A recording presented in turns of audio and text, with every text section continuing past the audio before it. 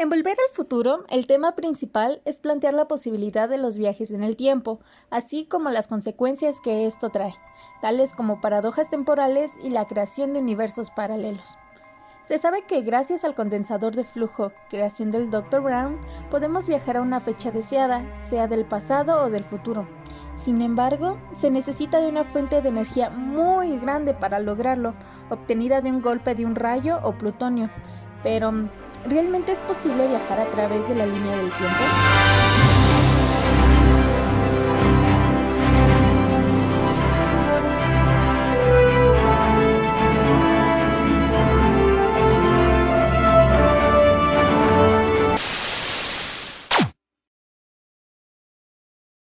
Según el Dr. Brown, se necesitan 1.2 gigawatts para que el condensador de flujos envíe al viajero a través del tiempo. Pero necesita una reacción nuclear para generar 1.21 gigawatts de energía. ¿1.21 gigawatts? ¿1.21 gigawatts?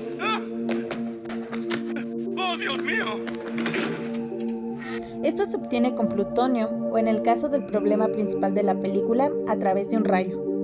Los rayos sin duda pueden llegar a ese número, pero tendrían que conseguir el rayo adecuado, ya que es extremadamente variable la potencia que tienen, yendo desde 17 megawatts, que son 70 veces menos del requerido por el DeLorean, hasta 20 millones de gigawatts, que es muchísimo más.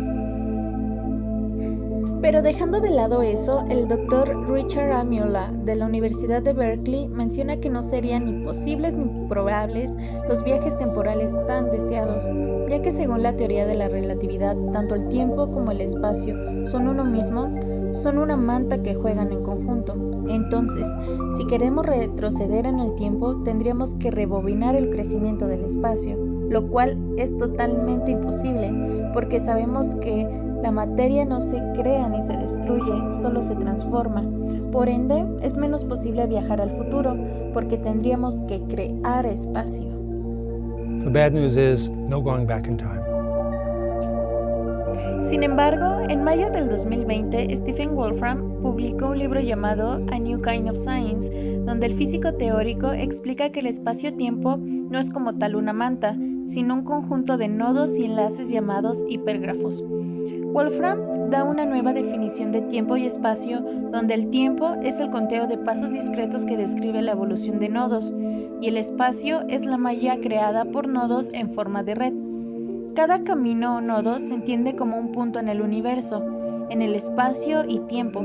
Para Wolfram existe algo llamado red de relaciones causales y lo define como los caminos distintos están interconectados por enlaces que dependen de sí mutuamente para suceder.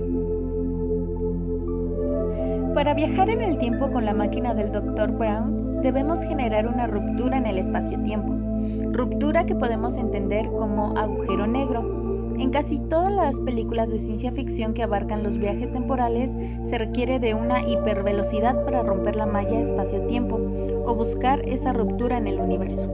Para Wolfram, no es del todo imposible un viaje en el tiempo, mucho menos la existencia de universos paralelos. Stephen Wolfram explica que un agujero negro es una región de un grafo que queda desconectada del resto de nodos. En otras palabras, queda fuera de este universo. Sin embargo, los nodos del agujero negro siguen evolucionando al margen del resto, es decir, al mismo tiempo, por lo que se entiende que es la creación de un universo paralelo. Aunque no todo es como la ciencia ficción lo pinta, pues Wolfram explica en su libro que los viajes temporales no son más que nodos conectados de manera cíclica en un bucle temporal. Por lo tanto, el viaje temporal no es más que una repetición de los sucesos que ya conocemos, evitando así las paradojas temporales, como la tan conocida paradoja del abuelo. Esta paradoja, planteada por primera vez por René Barjavel en 1942 en su libro Le Voyageur Imprudent, que a grandes rasgos propone el supuesto de que una persona realiza un viaje al pasado y mata a su abuelo antes de que ésta conozca a la abuela del viajero. Entonces, el padre o madre del viajero nunca habrá sido concebido, de tal manera que no habrá podido viajar en el tiempo. Al no viajar al pasado, su abuelo entonces no es asesinado, por lo que el hipotético viajero sí es concebido. Entonces sí puede viajar al pasado y asesinar a su abuelo, y así indefinidamente. En la primera película, Marty viaja al pasado y por accidente evita que sus papás se enamoren, y así pone en riesgo su propia existencia. En teoría, alguien podría viajar al pasado y hacerle algo a su abuelo que impida que conozca a su abuela. Eso impediría instantáneamente que quien viaja en el tiempo nazca, pero si no nace, ¿cómo podría evitar que se conozca a su abuelo y su abuela? Una forma de resolver esta paradoja es si existieran los mundos paralelos. Por lo tanto, puede viajar al pasado e impedir que se conozcan sus abuelos, y así afectaría una realidad alterna y no la suya, que de hecho es algo similar a lo que pasa en el final de la película, creando una realidad donde sus padres son una buena pareja y toda su familia es exitosa. Obviamente, lo que sucede a lo largo de la película se contradice con ese final. Existen 3 escenarios teóricos en la física que plantean la existencia de mundos paralelos: la mecánica cuántica, la cosmología inflacionaria y la teoría de cuerdas. La mecánica cuántica explica que una partícula puede estar simultáneamente en cualquier parte con distintas posibilidades. Esto podría interpretarse diciendo que existe una infinidad de universos paralelos y la misma partícula ocupa un lugar diferente en cada uno de ellos. Así es como en 1957 Hugh Everett trata de dar una solución de este problema cuántico con su interpretación de los mundos múltiples.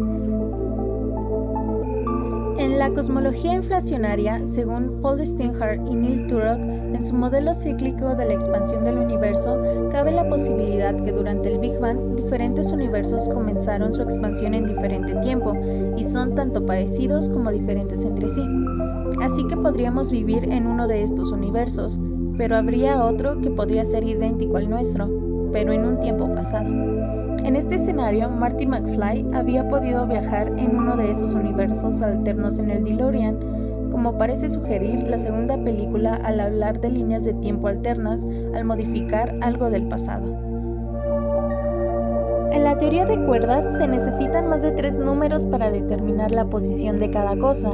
En cambio, en nuestro planeta basta con detectar la longitud, latitud y altitud para localizarnos, y basta usar esos 3 números para localizar, por ejemplo, una estrella. En la teoría de cuerdas se requieren al menos 11 coordenadas, que serían 11 dimensiones diferentes. Hay un número gigantesco de posibilidades matemáticamente consistentes de deshacerse de 6 de esas coordenadas, y todas ellas conducen a universos posibles que podrían existir simultáneamente.